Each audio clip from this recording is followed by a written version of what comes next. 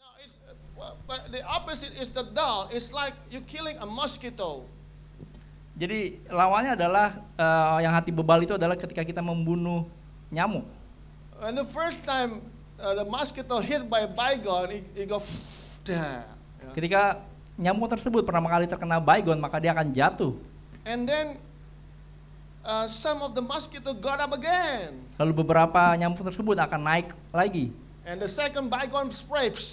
Lalu baygon kedua And the disemprotkan. mosquito go down. Dan lalu nyamuk-nyamuk tersebut jatuh kembali. This time is quicker to heal.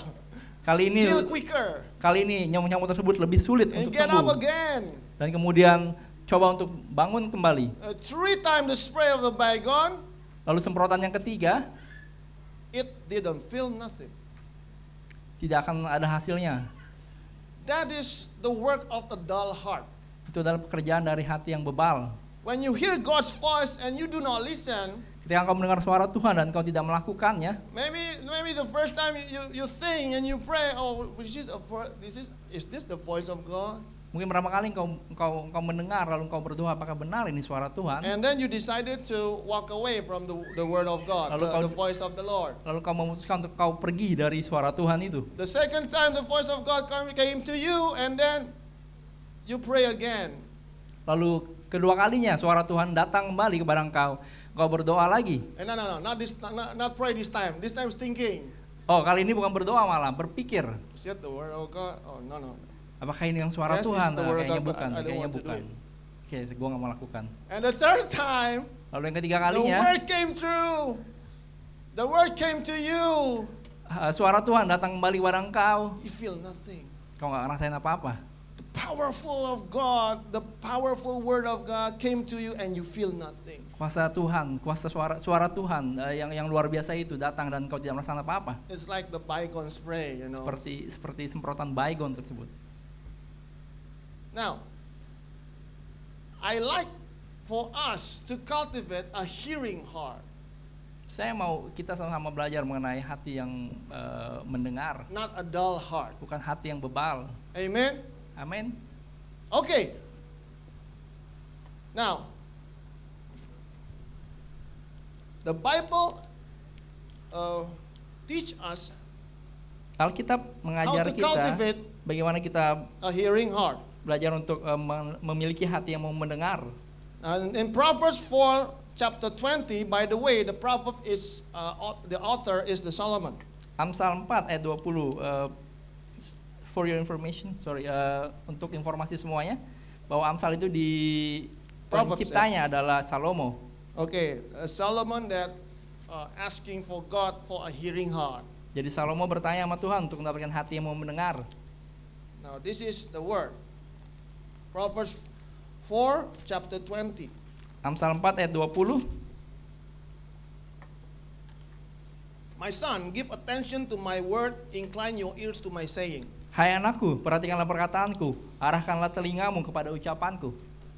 There's 2 words. I will give you 4 requirements for cultivating the hearing heart. Saya mau berikan 4 requirement untuk kita bagaimana mendapatkan hati yang mau mendengar. The first 2 is in this verse. Dua requirement pertama ada di dalam ayat ini. The first one is give attention. Yang pertama adalah kita memberikan perhatian. Now, give attention. Ya, perhatikanlah perkataanku. Be attentive Menjadi memperhatikan to the word of God. kepada firman Tuhan. I know this era of our generations know the multiple tasking. Saya tahu era kita saat ini, generasi kita adalah generasi yang melakukan banyak hal. Oh, the housewife, you know. Ya, ibu rumah tangga. In the right hand carrying the baby. Tangan kanannya menggendong bayi. And the left hand cook. Tangan kirinya memasak. And the head thinking about the husband. Lalu kepala yang memikirkan mengenai suaminya. Multiple tasking, very multiple tasking. Sangat multitasking. But you know, if you want to cultivate a hearing heart, Tapi jika engkau mau mendapatkan hati yang mendengar, you got to give the undivided attention to the Word of God. engkau harus memiliki perhatian yang tidak terbagi kepada firman Tuhan. You got to have the attitude when the Word of God came to you, the undivided attention. Kau harus memiliki sikap hati yang tidak terbagi-bagi ketika firman Tuhan datang kepada engkau. The Word of God to Joshua is to meditate the Word of God. Firman Tuhan kepada Joshua adalah untuk merenungkan firman Tuhan. Be attentive to the Word of God. Perhatikan firman Tuhan. Don't take it for granted. Jangan take it for granted. Yeah. Sorry, saya nggak tahu Indonesia take Jangan it for cuekin. granted. Jangan dicuekin.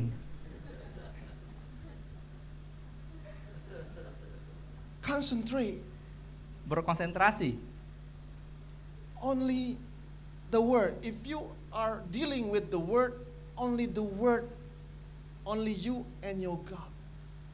Jika engkau konsentrasi dengan firman-Nya, hanya antara engkau dan Tuhanmu. Okay. Now, the second one is to incline the ear. Jadi yang kedua adalah untuk arahkanlah telingamu kepada ucapanku. Incline the ear, it means to bow down the ear. Artinya untuk menundukkan telinga kita. To bow down, it means the humbleness. You got to cultivate the humbleness in you. Menundukkan telinga kita artinya kita merendahkan diri kita. Don't be sotoy. Don't be sotoy. Don't be sotoy. Jangan so tahu. Oh, I know the word. I always knew the word. Saya tahu firman-Nya. Incline your ears. Dengarkan, rendahkan telingamu. Be respectful to the word. Hormati firman-Nya. Got to cultivate the humbleness in your heart. Engkau harus memiliki hati yang merendahkan diri To the word of God. pada firman Tuhan. The word is new every morning, you know. Karena firman-Nya selalu baru setiap hari.